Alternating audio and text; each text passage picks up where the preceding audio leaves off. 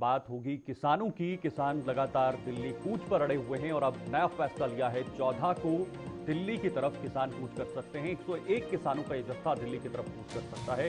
पहले 2 बार किसानों की तरफ से दिल्ली कूच की कोशिश की गई, लेकिन पुलिस ने उन्हें रोका। आंसू गैस के गोले के जरिए भी उन्हें रोकने की कोशिश की गई। अब किसान इंतजार में थे कि सरकार कोई बातचीत की पहल रखेगी, लेकिन केंद्र सरकार की तरफ से इसमें कोई दिलचस्पी नहीं दिखाई गई, जिस वजह से किसानों के जो नेता हैं उन्होंने एक बार फिर से 14 को 101 किसानों का जत्था दिल्ली कूच करने का ऐलान किया।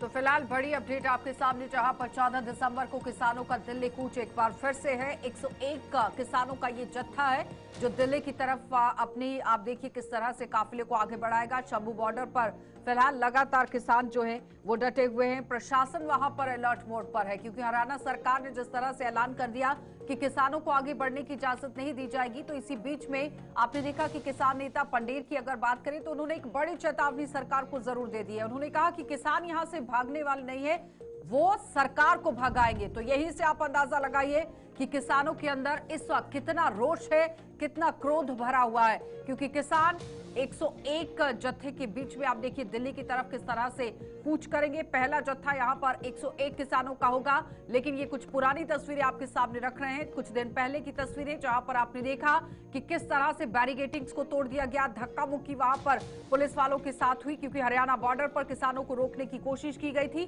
अब 14 दिसंबर का समय रखा गया है जब किसान दिल्ली की तरफ कूच करेंगे, लेकिन फिलहाल जिस तरह से अपनी मांगे उनकी तरफ से सामने रखी जा रही है, एमएसपी को लेकर गारंटी की बात हो रही है, कर्ज माफी की बात हो रही है, एफआईआर दर्ज जो हुई है उसे वापस लेने की बात हो रही है, और साथ ही साथ जिन लोगों ने किसानों को कुचला है उन लोगों पर कार्रवाई की भी मांग, यानी कि 13 सूत्रीय कुछ मांगे यहां पर आप देखिए किसानों की तरफ से रखी गई है। शंभू बॉर्डर पर पूरी तरह से लगातार आप देखिए पुलिस जो है वो मुस्तैद हो गई है। 14 दिसंबर को यहां पर किसानों का दिल्ली कूच है और इसी बीच में अलर्टनेस को बढ़ा दिया गया है। हर आने जाने वाले पर नजर रखी जा रही है ताकि किसानों को आगे बढ़ने की इजाजत ना दी जाए, क्योंकि दिल्ली से अनुमति लेने की बात हो रही थी। हरियाणा सरकार ने भी अब दखल देना शुरू किया है। हरियाणा सरकार का कहना है कि पंजाब सरकार को भी इसको लेकर सोचना चाहिए।